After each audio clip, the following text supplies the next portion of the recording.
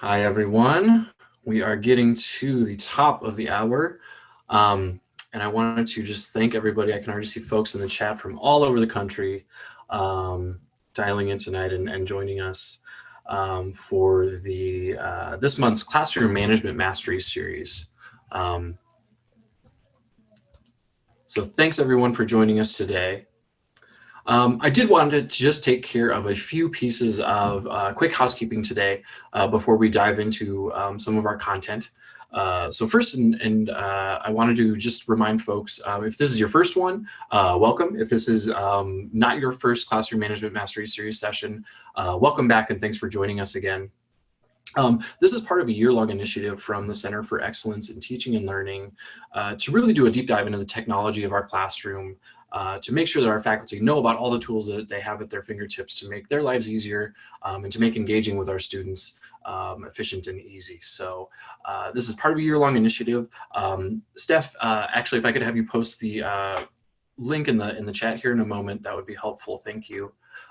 We actually are asking folks, so if you actually attend 9 out of the 11 sessions that we'll be offering here in 2020, you'll be eligible at the end of the year for a digital badge. So we're really, really excited to be able to, not only bring you, monthly opportunities like this, but for those all to be a part of something bigger, to where you can show, all the dedication that you have to your classroom and all of the time that you've spent here and thought that you've put into that. So please do record your participation after our session today. We have lots and lots of events going on at the CETL, and I did want to take just a few moments here at the beginning to highlight a couple of those that are coming up here very soon. On Thursday, we have the Forbes School of Business and Technology second quarter colloquium about leadership in crisis from Dr. Jim Jeremiah. We're very much looking forward to that timely session here later this week. Monday, we're actually going to be having a specific faculty forum talking about Ashford's response to COVID-19. Also super, super timely. We'll talk just a little bit about that here in a second, but there will be a session dedicated to specifically that here on Monday. Then Friday, submissions for the Q2 issue of the Ashford Chronicle are due. Please do reach out to them if you have any questions whatsoever or are interested in submitting for this next quarter's Ashford Chronicle. And then just a quick reminder about the Canvas Teacher app. It's a nice way to stay in touch with your students, especially when you're on the go, when we've, it's hard to officially log out anymore with a lot of us, spending more and more time at home. But if you're on your mobile devices, using those more frequently, the Canvas Teacher app is a great way to stay on top of your inbox and some of those other ways that we are able to stay in touch quickly with our students. And, we did want to, I did want to mention, just super briefly, honestly, when I was setting up the deck for today, I want to go back just a couple. I chose to use this image. And if you're anything like me, over the last couple of weeks, elephant in the room, this is a little bit of not the normal anymore. But I chose to go with it anyway. There's so many things going on in the world right now, and we've reached out to you a lot, I feel like, and giving you lots of resources. But we did just want to really reiterate, in some ways, we are so fortunate because we're going to be talking today about our discussion forums and the online classrooms that we use to engage with our students and provide these higher education opportunities. And we're not having to rethink the way we do everything. So we are really, really fortunate in that right. And at the same time, there are things that are changing in the world around us. I mean, our students are being directly and indirectly impacted by the COVID-19 pandemic. So we wanted to make sure that we, are just really, really, making sure that our faculty are aware of that. And first and foremost, I want to thank you all because I have heard so many stories of, faculty willing to be flexible with deadlines with students. From the Center for Excellence in Teaching and Learning and from college leadership, we are absolutely encouraging faculty to be a little bit more flexible with deadlines and with granting incompletes and things like that to work with our students that, are directly and indirectly impacted. Even if a student doesn't have the virus itself, their job could be impacted, their kids might be home, their whole life is probably not the same as it was a month ago. So just a huge, huge, huge thank you to all of you, who have so far made, exceptions and gone out of your way to work with our students. and who will continue to. We are definitely encouraging faculty to be as flexible with deadlines and things like that as possible. So thank you. We wanted to just talk about the elephant in the room real quick, but also how fortunate we are that, we're not having to turn our worlds upside down to keep engaging with our students, because we're already kind of set up for, this type of a distant learning situation. So thank you, and thank you for all the work that you'll continue to do, being flexible with our students. So our session objectives for today, you will notice they are pretty short and sweet, and that's partially because, so for this session today, I'm going to walk through just a few general navigation issues that sometimes faculty seem to run across in our Canvas environment. And then I want to do a little bit of a dive into some technical tips and tricks on how to navigate the discussions, because it is a pain point that we hear from our faculty, that the discussions are a little bit hard to navigate, and sometimes the classroom is a little bit, but I'm confident with some of these tips we'll share today, we'll at least be able to, you'll at least be able to take one thing away and, at least save you a few clicks next time you're in your class. But I'm going to keep things short and sweet today because we have an awesome second half of the presentation today. Dr. Deborah Carpenter is with us from the Division of Education and Liberal Arts.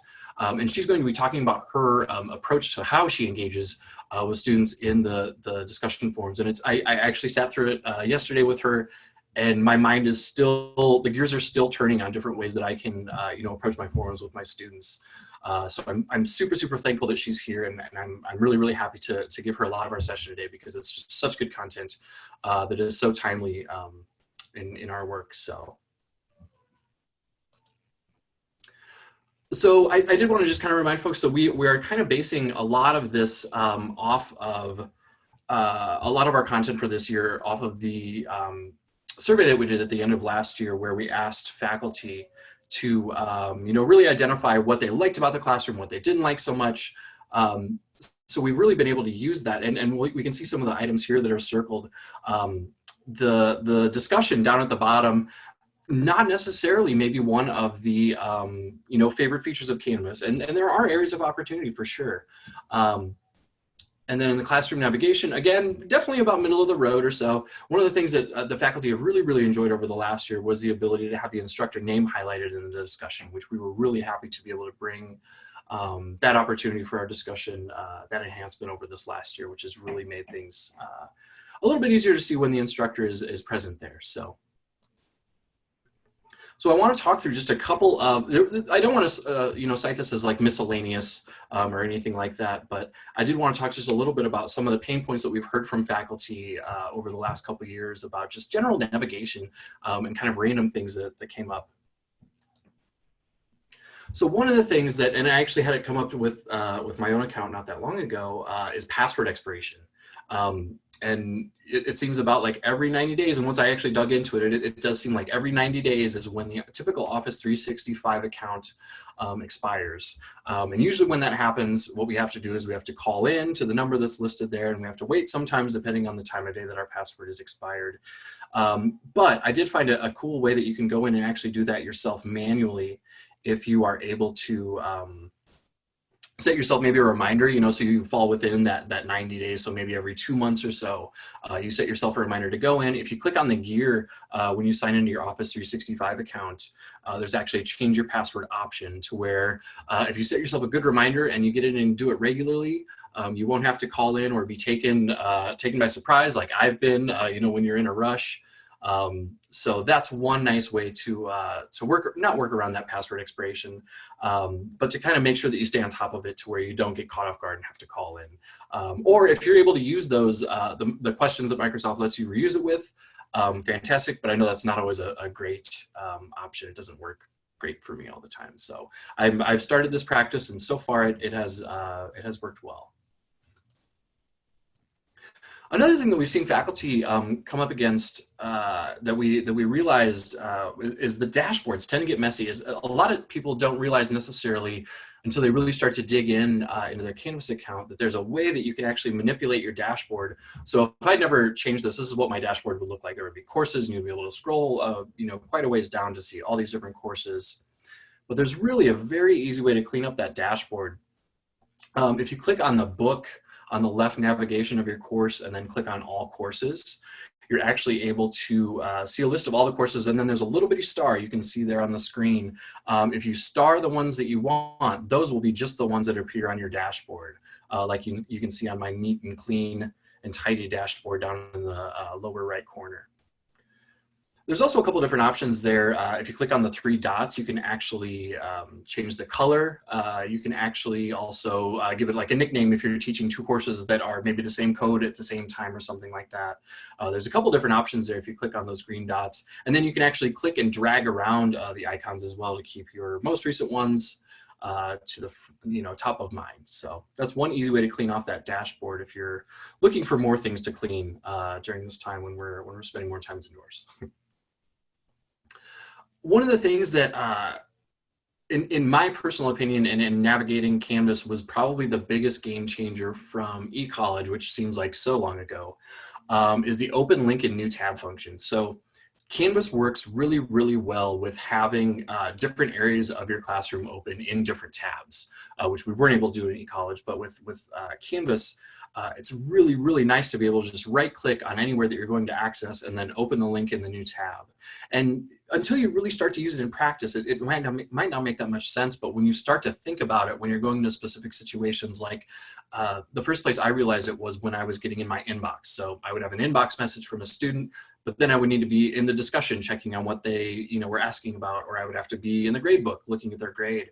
If you just open that inbox in a new tab, you can have everything open all at once.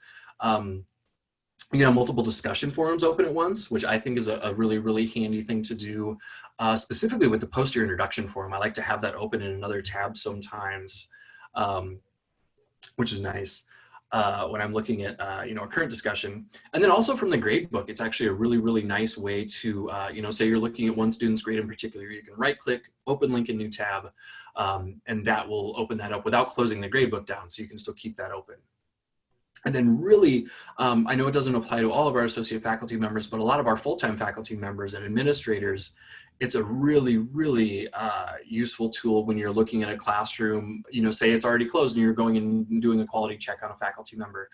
It's super easy to go from that home page and just open all the discussions, or open, 5 different tabs of the classroom and then just click on those, as opposed to navigating it that way. So next time you're kind of grumbling about how many clicks it takes to get somewhere, think about if there's a way that you can actually open a link in a new tab. Or for example, I do it too when I'm using an announcement from an old class. I'll right click on that old class, open it up in the new tab, and then have my new class open, and then I don't have to go back and forth. So something to think about next time you're navigating the classroom.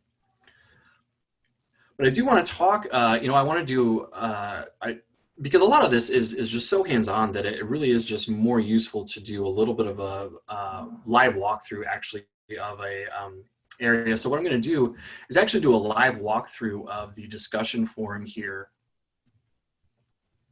and talk about just some of the tips and tricks that I hope will be helpful to you in navigating this area in particular. So, and one of the first things that we'll notice when we get to the discussion page is a button that says Edit. And I want to talk just super briefly about a little bit about like our standardized curriculum model and how that works. So really typically we ask that faculty do not go into this edit mode of discussion boards. We have access to it because the way that we use Canvas is so unique. That we don't quite fit the cookie cutter roles the way that a lot of institutions do. So with the standardized curriculum model, it's actually had so many benefits to us because we're able to use these prompts that are tried and true. They've been written by subject matter experts. They go through regular revisions, and then our faculty don't have to worry necessarily about creating a specific assignment or anything like that. So they can spend their time engaging with students and supporting them and doing that important work.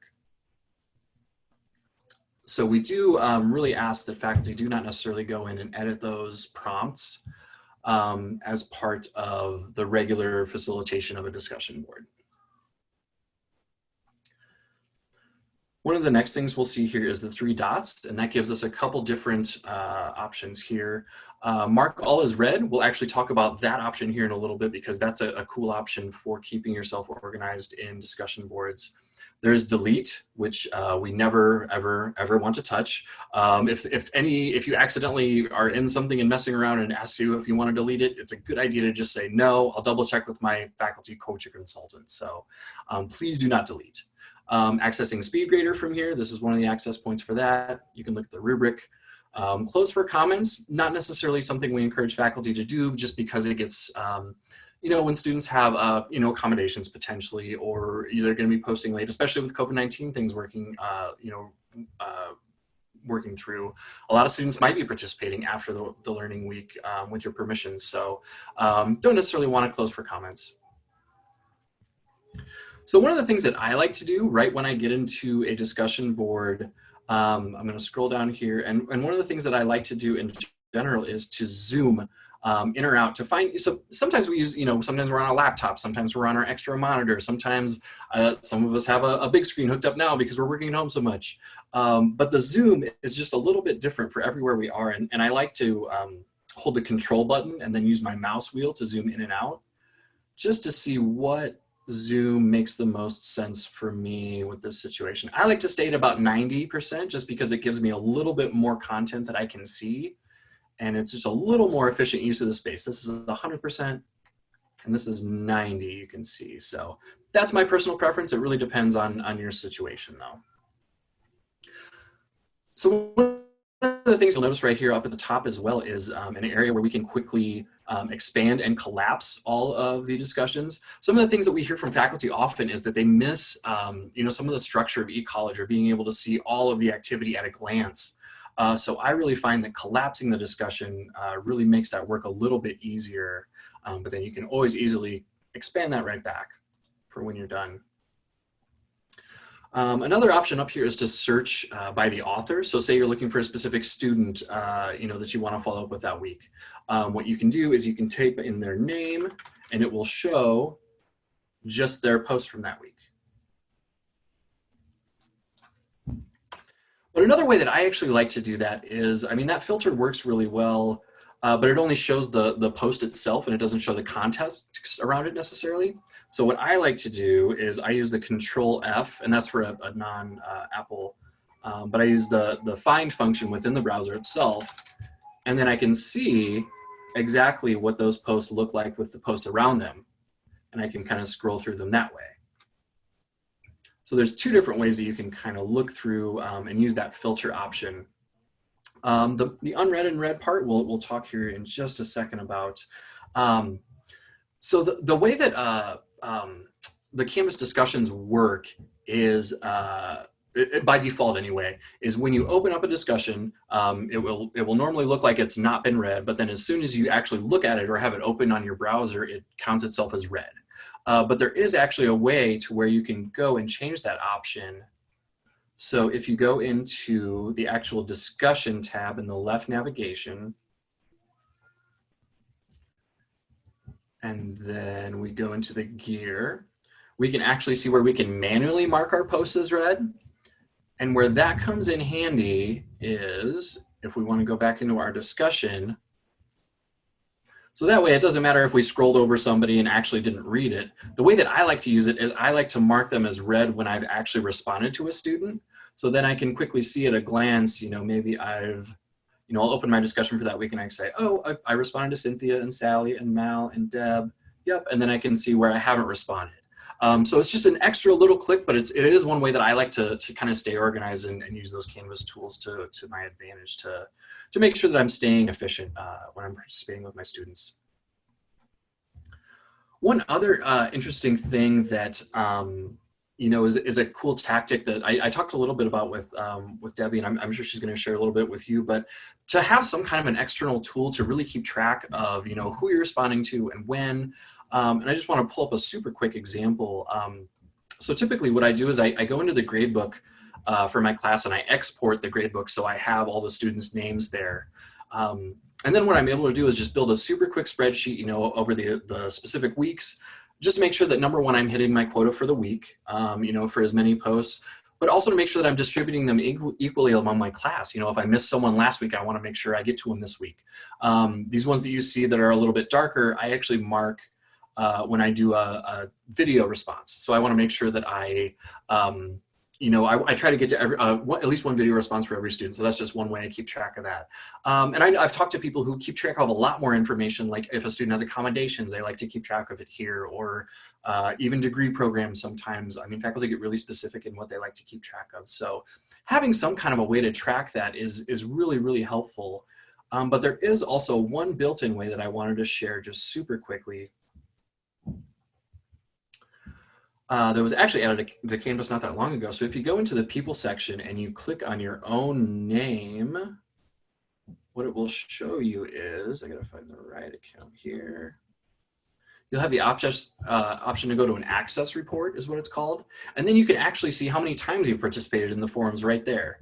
So it's a really, really nice way to keep track for yourself, maybe check in at the end of the week, of each learning week, or at the end of the class to see how you've done, compared to previous classes. It's a really, really cool way. And it is administrators, a lot of our full-time faculty, this is a cool way to see some overall faculty activity at a glance too. So it's useful for us and at the admin side as well. So, and I would typically spend a little bit more time talking about the rich content editor, actually the way that we go in and post the actual box itself, like the text box and things like that. I would normally do a little bit of a deep dive into that. But that will actually be updating here. Let me show you what I'm talking about. So the rich content editor here is where we would enter all of our text, hyperlinks, link in videos, things like that. That will actually be undergoing an update here in the middle, at the end of June. So we'll have more details about that exciting update as that comes down. But I didn't want to spend too much time going in depth because I knew that was going to be changing here in the pretty near future. So that is the discussion, kind of live walkthrough that I wanted to do for folks and provide for them, just to talk through some of those tips. And I hope you found at least one or two of them useful.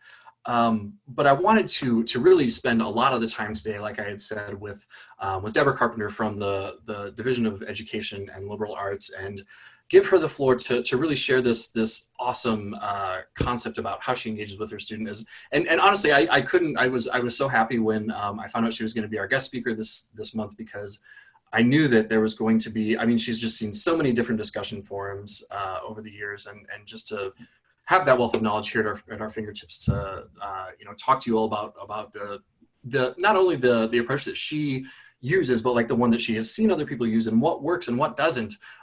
She's here to share that with us, and I'm so excited to have her here. So I'm going to turn things over to her, and we're going to have a little bit of a discussion, time allowing at the end for questions. So thanks so much for being with us today. I'm going to turn things over to you. Thank you so much, Cole. Let me see if I can go ahead and share my screen and pull things up large so everyone can see. And I'm just going to move this over here. Give me 1 second. Okay.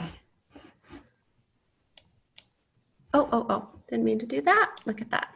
Okay. Well, thank you so much, Cole. I hope everyone can hear me okay, and I really appreciate the opportunity to be able to share with all of you. My name is Debbie Carpenter. I'm not a doctor, but I am working on it currently, so I do appreciate the early shout out. I do serve as an assistant professor for the Department of Education and Liberal Arts. It's the DEL, as it's affectionately called. And I also do serve as the faculty lead for the Faculty Support and Development Committee. And today I'd like to share a presentation which I call The Eyes Have It, a 3-stage process to foster classroom collaboration online.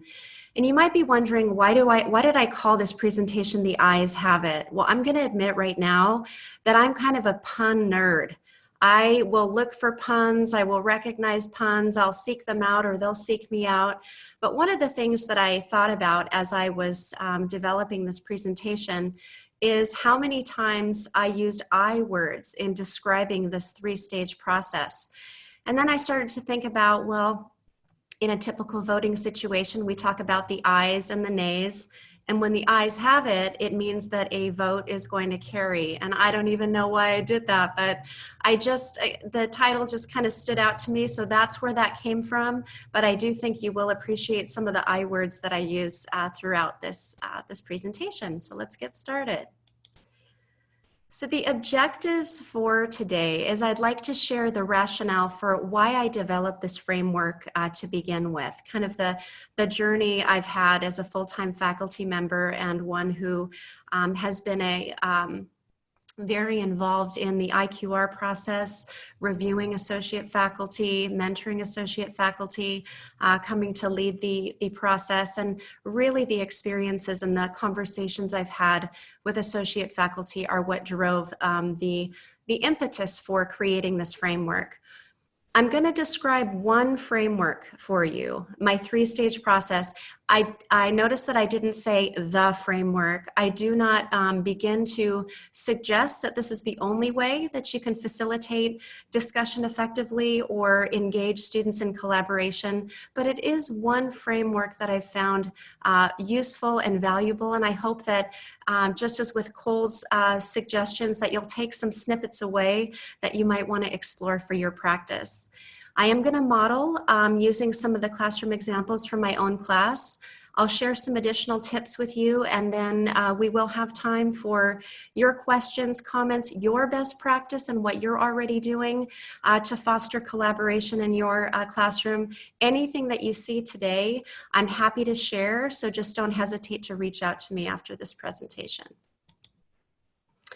So let's talk about the rationale for why this came about. As I mentioned, I am a full-time faculty member. I've been here just over 7 years, and ever since I started, I began working as a faculty reviewer, conducting IQRs, doing mentoring and coaching, and just generally being involved with the perceptions of associate faculty.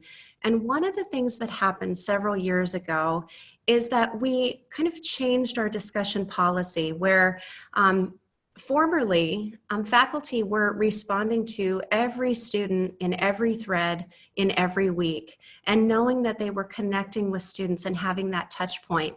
And then several years ago, and I know many of you on this call remember that time, when the discussion policy changed, whereby it was now encouraged that faculty perhaps post fewer posts in the threads, but that they be substantive, that they be, the impetus was wanting to free up more time for faculty to be able to craft more high quality, detailed posts so that they could then foster this engaging atmosphere. Well, this really kind of raised some confusion and some frustration on the part of associate faculty who would say to me time and time again, if I'm now allowed to post fewer posts in my discussion threads, how can I still increase student engagement, critical thinking, and collaboration? How can I still summarize themes and encourage peer-to-peer conversation? How can I still get all students thinking if I'm not necessarily connecting with every single student in every single thread?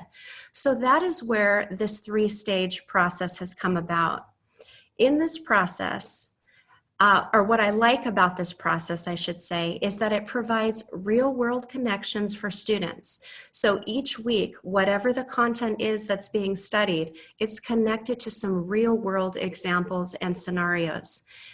It decreases the, what I like to call the silo or the tea party exchanges between instructor and one student. Instructor and one student. I don't know how many of you played Foursquare back in the day, back in elementary school. You know you hated it when you were in a Foursquare game and two people engaged in tea parties. They just went back and forth, back and forth, back and forth, and they never shared the ball and they never involved you in the game. And that's what I want to talk about today, is involving more students in the game, involving more students in the at the table, if you will. So that's another thing that this three-stage process does, is that it invites more students to consider fewer questions. I don't know how many of you have had the frustration in a large class where you want to stimulate thinking and you want to get students to dive deeper, but when you are asking a follow-up question of every student in the thread, at some point you feel tapped out with posing questions. So how can you make fewer questions work more effectively for you?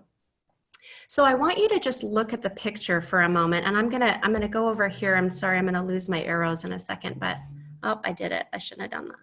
Okay, I'm gonna try to do it just where I am because it's kind of invisible arrows for me. I want you to look at the picture on this slide and just imagine that the 4 students that you see are sitting with me at a table, a small table. So that's me, and I want to work and interact with and engage students A, B, C, and D. Now, we know in a real classroom, you'd have students A, B, C, D, E, F, G, H, I, J, K, L, M, N, O, P. We have large classes, we have medium classes, and yes, we have small classes too. But for a moment, if you consider that I want to engage these 4 students in conversation, and I want to maximize their ability to engage not just with me, but with each other. If I were to ask a question to student A, one separate question, an individual question, just of that student alone, he might respond to me, I might respond to him, we'd have a great in-depth conversation. Now I'm speaking historically. Before all of this 3-stage process came about, you want to ask student B a question. So you ask him a question, he responds. We have a real nice, engaged, deep, thorough conversation. Then student C, then student D. The trouble with those conversations, as deep and engaging as they may be, those students are only getting my perspective. And the whole idea of collaboration, that whole idea of sitting at a table together, is that students are learning from each other's perspectives as well. When we encourage collaboration, we're encouraging them to share ideas amongst themselves as well as with me, because we all know that oftentimes we teach a class where some of the students in our classes could teach our classes, where some of the background experience completely eclipses my background experience, or it's different, it's somehow relevant, and it just adds to the whole breadth of the experience. So I want you to imagine today that this 3-stage process that I share with you is a way of inviting more students to the table. And the more choices that you give, the more mini tables you have around your online classroom. So I kind of want you to keep that image in the back of your head as I move forward in how a teacher in a traditional classroom might circulate small tables to engage with learners who are engaging with each other. That's kind of the idea of what I want to do in my online classroom. So let's get started.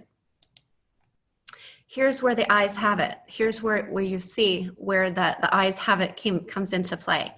Stage 1, instill and initiate. Stage 2, instruct and invite. Stage 3, interject and inspire. So we're going to examine each one of these stages in detail. Stage 1, instill and initiate. If you want your students to do anything in the online classroom, you have to start by instilling expectations. And that goes for collaboration too. So the way that I instill my expectations for collaboration is in my week 1 announcement that I call, "Are you striving to be distinguished?" And I'm happy to share this with all of you. You can use or modify it as you wish. In this announcement, "Are you striving to be distinguished?" I'm going to show you a very specific part of the announcement, which deals with calling all thinkers. Now you'll notice calling all thinkers is in all red, it's in all caps, and the acronym for calling all thinkers is a cat, which I designed on purpose, and you'll see why. I want to alert my students to some visual cues that they're going to see throughout the 5 weeks that they're with me, so that they know and understand when there is an opportunity for them to engage. I want them to know about it, but I want them also to be visually cued. I explain in this part of the announcement that participating in one Calling All Thinkers opportunity in each thread is how they earn distinguished participation in my class. I explain that when we talk about proficient, meeting proficiency in participation, on our rubric that looks like replying to 2 peers. And that's great. When they do that, that's wonderful. But in order to strive to be distinguished in my classroom means that you're striving to do more. And so I tie those together when it comes to participation. Students must not only read the announcement, but they must actually acknowledge it. So the way that I make sure I do that is I open the announcement so that they can reply. And usually I'll do something fun. I'll ask them to share their favorite ice cream flavor as part of their acknowledgement. So I really do know if they got to the bottom of it. So again, you're building accountability, but you're instilling those expectations. That's the very first thing you do. Next, I want to initiate. And by initiate, I mean I want to initiate opportunities for whole class collaboration. And I do that in two ways. I do that with a weekly inspiration. This is something extra. This is something additional that I post as an announcement, and it's paired with a discussion thread. So not only do I want to show them in the same spot every week where this inspiration is, but I want to also show them where they're going to go to reflect, to share, to collaborate on what they thought about that resource. It might be a video, it might be an article, it might be a website, it might be a scenario. It's just something that is relevant to the content that's being discussed that week in class. So that's the first one, and I'll show you an example. Secondly is something I like to call my 2 cents. And by the way, these names are just what I thought would be fun to have in my class. You could call them whatever you wanted. But my 2 cents basically is like a little mini lecture. It's something that I have posted from my own professional experience, a very specific real world example to provide context, but I post that directly in the discussion forum, and that becomes another opportunity for them to participate. Now, I'll say this later, but I'll also say this now. Students don't have to, nor are they expected to engage in every opportunity. I just like to empower them with choice. I like to give multiple opportunities so they can pick something that really speaks to them. So let's take a look, and I wanted to make this big so that you could see it. This is just a segment of my Are You Striving to Be Distinguished announcement that's posted in week 1. It's usually the very next announcement that I post after my welcome that we post the Thursday prior. So what I do in this is, now you can see why I call them Calling All Thinkers or CAT conversations, because I wanted to find something with a scholarly cat, a cat that's lost in thought, a cat that cares what you think, a cat that's interested in your ideas. So this is the visual cue that's used every time, and it could be something else for you, whatever kind of, is fun for you to put together. But I explain to them what Calling All Thinkers conversations are. I tell them to be on the lookout for those visual cues, the red capitals that are going to cue them that there's an opportunity to respond, and then I review.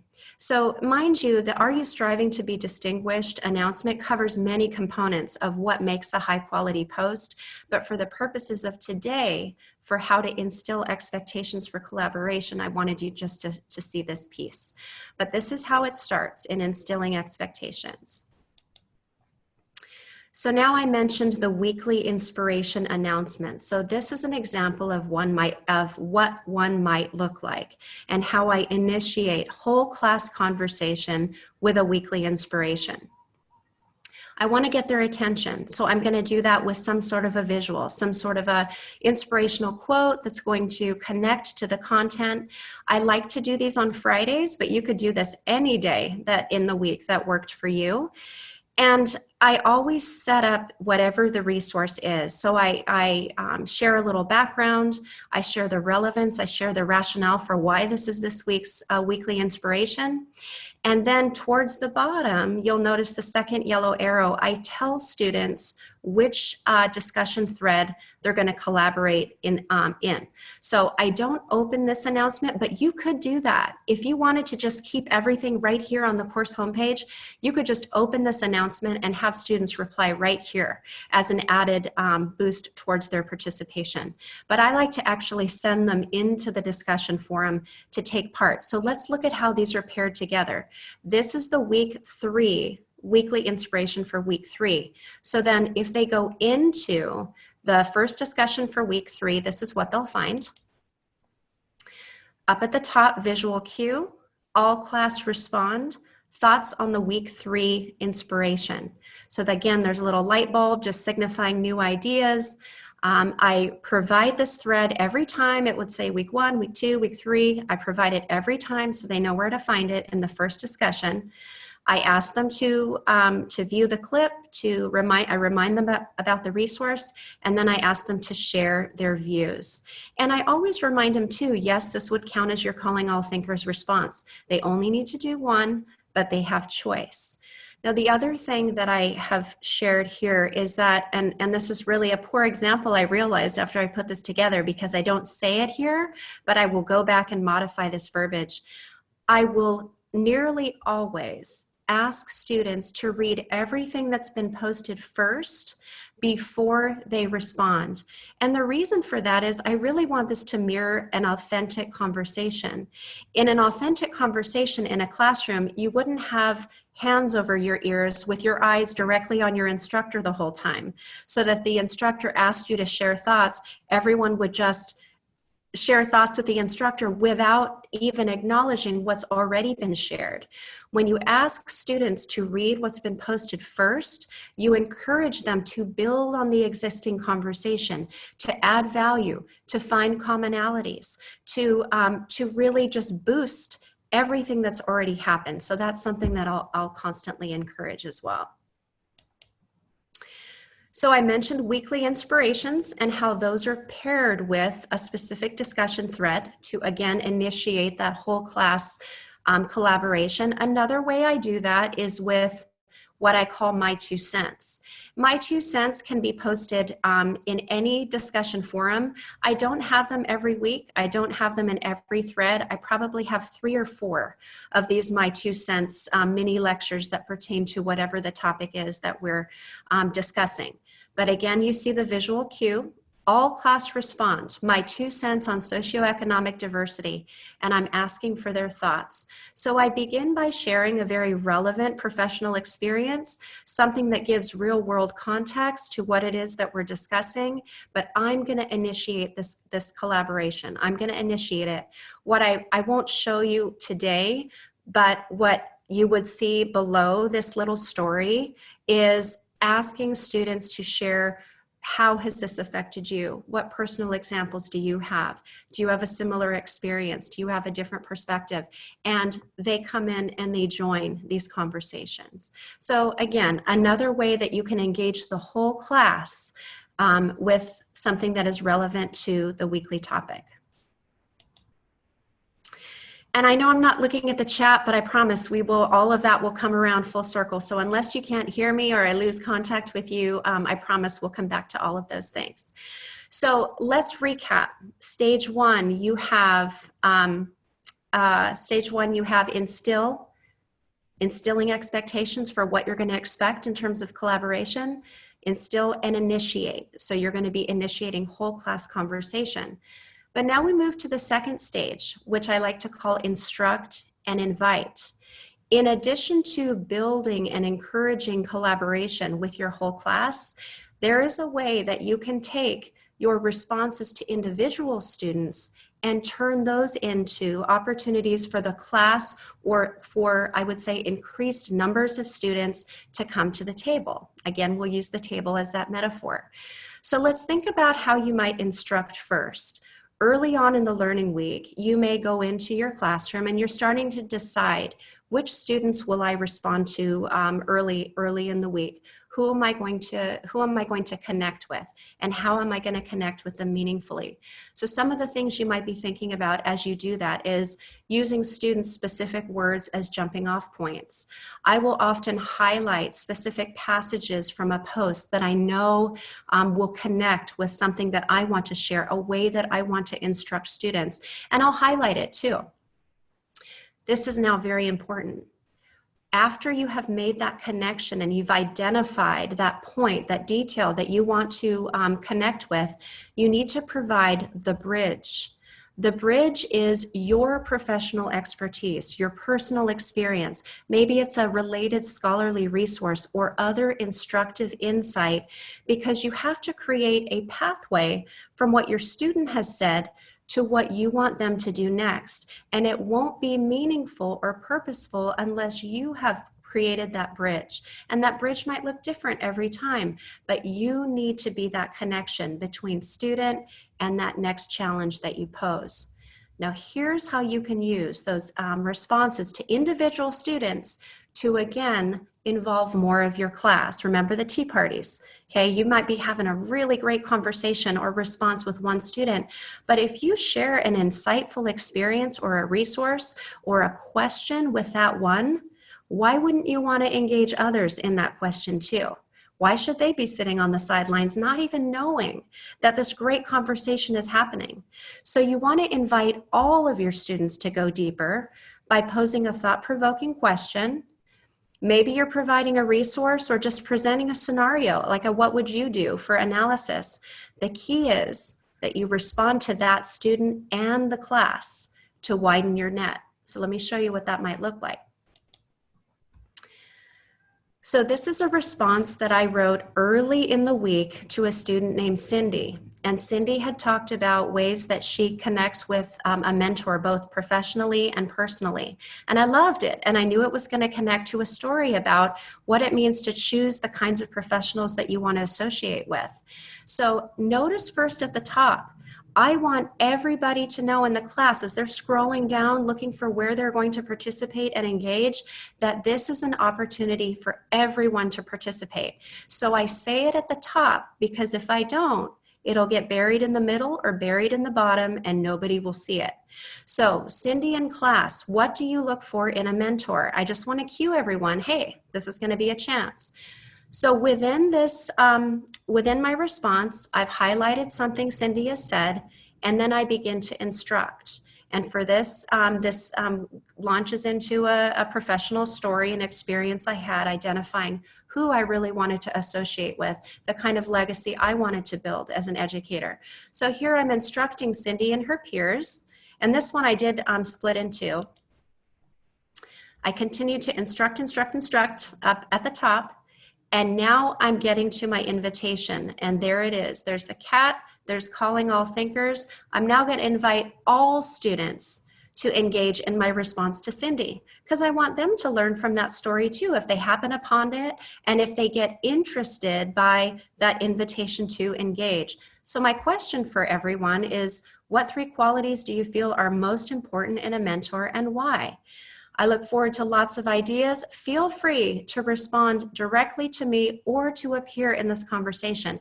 Again, I'm going to encourage peer-to-peer response. How many positive characteristics could we eventually come up with before we start overlapping? There's probably going to be a lot, especially if a lot of students are engaging here. So I want them to know it's equally as valuable for them to build onto someone else's response, share how they find commonality in it, maybe provide an example that makes it more powerful. They're still going to earn credit for distinguished participation if they are responding to a peer. I think that is every bit as important as responding to me. So to recap, we instill the expectation. Make sure students know what I expect in terms of collaboration.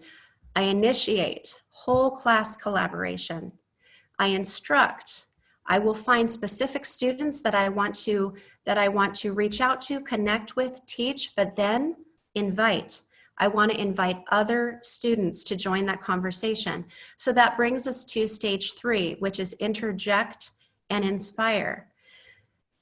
Toward the end of the week, my Sunday, my Monday, as students are really coming in and they're starting to respond to questions and engage with some of these whole class activities, I want to circle back and talk with them. You don't have to interject with students individually, especially if you have lots of them that are commenting and wanting to engage in the conversation. Instead, you can start to identify trends and themes. You can start to identify commonalities or an opportunity to provide clarification, and you can respond to more than one student in one post, because again, you want to continue that spirit of collaboration as you go through and as you continue to engage, not so much with them one at a time, although I must say, I don't mean that you should never do that. I just mean that peppered in there, You want to have these collaborative, continuing conversations. So that's an opportunity to provide closure. And then, of course, you want to inspire them to keep engaging with you in the class. So let's look at what that might look like. This is an end of the week response.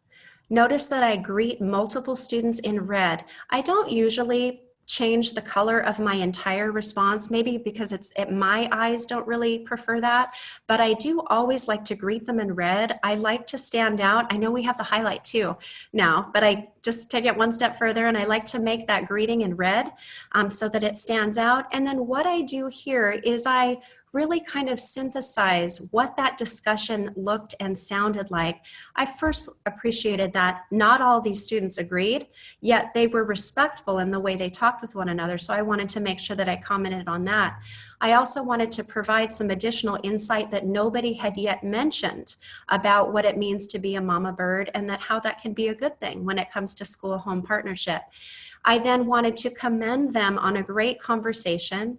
And this is just one example of many ways and many opportunities you can take to talk to several students at once. So you interject, you inspire, you provide closure in small groups as you're kind of reading through what the peer-to-peer conversations have been about.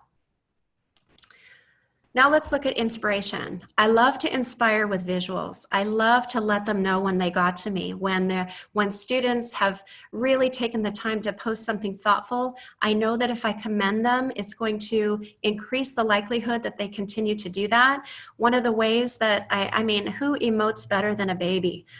Baby faces, faces of surprise, faces of joy, of glee, of giggling, all of those kinds of faces I love to use. So I inspire effort that way. Notice I do greet in red, and I do try to take this conversation further. And so this is an example of when I just spoke one-on-one with a student, because we're obviously not going to make all of them all group, but you have a nice variety. If you speak to some students in groups that you can tell were very engaged, and then this student had a personal response.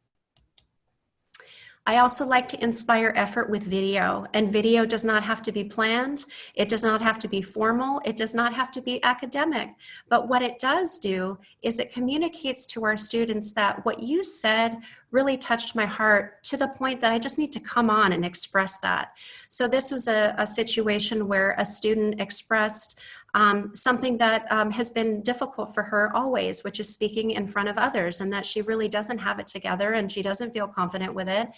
And it was just such a strength to be able to say that and to be able to admit that. So it's nice when you can just use your record media feature in Canvas to go on and post a very short but sweet video that can complement your message. So again, we've now gone through all 3 stages, all 6 steps. You instill expectations, you initiate whole class collaboration, you instruct individual students, but you also use the opportunity to invite more students to the table to collaborate and engage in the discussion.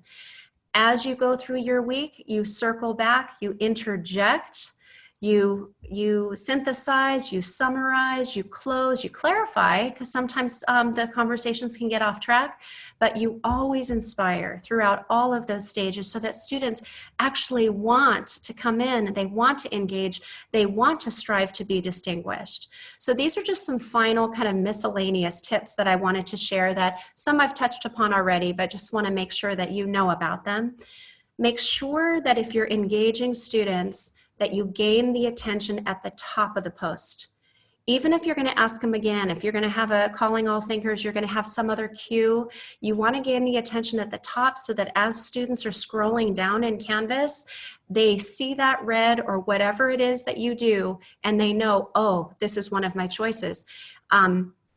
Cole was mentioning the search feature. That's another thing that I tell students to do. Usually in my weekly announcements, I'll remind them that if they're not sure if there was a Calling All Thinkers opportunity, that they can search my name in the discussion thread, and then anything that I've posted comes up, and if there's anything that has red capitals at the top, then there's an opportunity for them to dive deeper. You can use a spreadsheet to track responses to students. I'm kind of old school in that way. I created a discussion facilitation spreadsheet where I can record the students' names. Lots of us are more high tech than that. It sounds like Cole does an import from or an export from his gradebook and is able to create a list that way. Whatever the tool is that's most comfortable for you, the intent is the same. It's to be able to track who you've had that touch point with, so you ensure that you have had a response with every student in the class by the end of the class. And you can record additional information for them as well. I recommend changing the color of your response or your greeting so that there's a visual cue that a faculty member has chimed in versus all of the peer-to-peer in the class. Again, if you offer multiple options, that's awesome, but then empower them to choose. Let them choose what resonates with them most powerfully. Maybe one of the weekly inspirations they could care less about, but they really love my 2 cents. Or they really love that within the course of responding to one student, I've invited lots of students. Because what if a student goes through and says, gosh, I really wanted to respond to Cindy versus that other thing. So, you know, you want to just give them as many opportunities as they can to come to the table with you.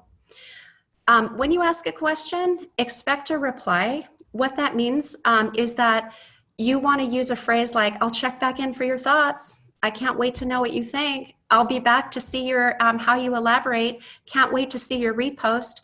Let them know you're coming back, because that builds accountability for them to take part and engage. Be creative. There's lots of ways to be creative. I only named a few, but video, audio, quotes, cartoons, are they GIFs or GIFs? I don't even know how to pronounce it. Whatever gets your students smiling, laughing, connecting in different ways is going to build that interest in engaging with you. Make sure that you circle back to your threads over 3 separate days of the learning week, as we're required to do, but it also helps you build the best practice, because if you are taking these conversations deeper and engaging with students that have responded to you, you're just creating a dynamic of collaboration that students want to go back to. And finally, you all have great stories. You've been telling them course after course after course. Don't be shy about recycling your best stories, your concrete experiences, your best resources that you know connect to those weekly topics. But when you do that, make sure you refresh them. You have to make that story meaningful for the student you're responding to, which means your bridge might need to change. You might need to completely recraft that verbiage so that it goes with Cindy and not the student that you shared that story with in your last course. The important thing is that it's personally meaningful and it connects to what your students are saying. So with that, I invite your questions. If you want to come on the line or post them in the chat, I would love to know. I know we don't have much time left, but any best practices you share, I'll open my chat box in a moment. And if you want anything, need any examples of announcements I post or how you might pair together an announcement and a discussion, I'm happy to share. My email is here, easy. I just go by Deborah, but I don't really. You can call me Debbie or Deb, but Deborah is my real name.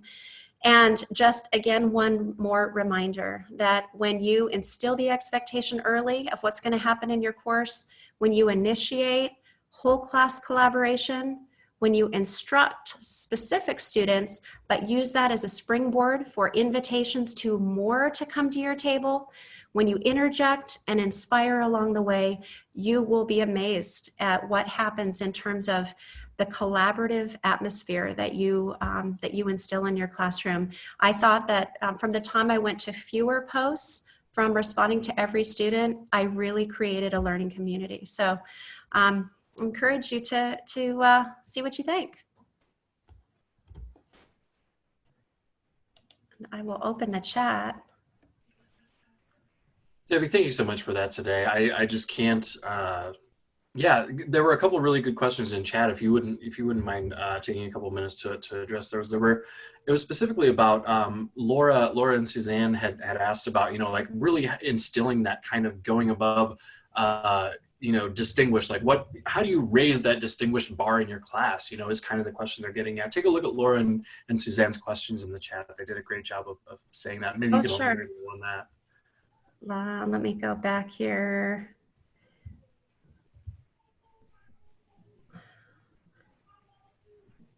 I see 109 comments, so I'm speed I know reading it's a here to little find overload. Laura's. You're right. So Laura had asked. She says, I find that students only do the minimal 2 responses and rarely look at other conversations. How do you get them to participate when the point value between distinguished and proficient is so minimal? And then Yeah. Suzanne followed up and kind of asked, how do you raise that bar for distinguished? Essentially. It's a great question, because really, if you think about it, the difference between meeting proficiency and meeting distinction in that one area is not really going to make all that much of a difference. It's not going to keep them from earning an A, for example. So I think that at the same time, it kind of covers the flip side, which to me is also important, where I want students to know that they're not going to earn the full points unless they show that they are willing to strive to go one step beyond in each thread. But at the same time, it doesn't become so punitive that it could be the difference between a grade, which I think that has helped to avoid any disgruntled students. I think they realize, this is not only easy to do. This is easy to do. These calling all thinkers opportunities, these additional opportunities don't require added research. They don't require APA citations. They just require that students are personally connecting to the topics at hand. So no, there might be some that decide they never want to do it. And I guess I can't assume that I know what's happening in the household of each and every student that I teach, and that maybe for some, getting those 2 minimum replies is literally all that they can manage to do. But I do find that if I make it fun, if I empower them with choice, I also tie this all into my discussion feedback. So every week when I comment on the strengths and the opportunities in their posting, I'll encourage it every week. You successfully replied to your 2 peers. I would love to see you challenge yourself by engaging in one of our CAT conversations. They're fun. Look for them in red. So I've seen students begin with just their 2 peer replies and grow to take more on, because I keep reminding them. I remind them every week. Perfect. No, and I think that is kind of the key that we see with really great instructors, and in my experience too, is they are able to set that expectation early and then just reinforce it, but not in a punitive way to where it is just more of a challenge, and then you do see those students pushing a little bit further. So, so thank you so much for sharing with everybody, Debbie, and for sharing, specifically for making me realize that I am a Tea Party discussion facilitator. And that was one of my big takeaways from yesterday. I just keep thinking about it, and I'm sure that everybody has taken at least another, couple points away today. So thank you so much for your time and for your willingness to share with us today. I see a few other specific questions that I think I would like to kind of dole out to our consultants and coaches to maybe follow up on specifically after this webinar, because I know we're at time and I want to make sure we wrap up. But sure. And if I didn't get to a question, just email me right now. I'm here and I would love to address that question. Just the one that I saw there about how do I know it's in response to my CAT conversation. I think because I know what my CAT prompts look like. I just know. I just know that it's not to a peer, for example, or it just deals with, it might be to a peer actually, but it deals with the topic at hand. So I guess I've just done them long enough that I recognize them. But yeah, that might take a little time. But please do email me, and I can share the slide deck. Love to share that. Love to share any of the other resources that I mentioned. If you just email me, or I can send it to you, Cole, if you want to post it somewhere too. That would be terrific. Yeah, I was actually going to post my slide deck so I can include yours, and we'll have this recorded as well. For folks that weren't able to make it live, and for those that want to revisit it, it's definitely recorded. But yeah, thank you so much, Debbie, for sharing with us today, and to everybody for joining us and for participating and for such an awesome discussion. And yeah, stay safe, and thanks.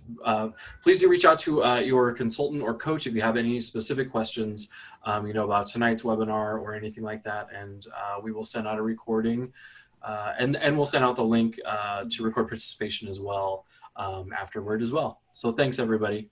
Enjoy the rest of your evening. Everybody, thanks for coming.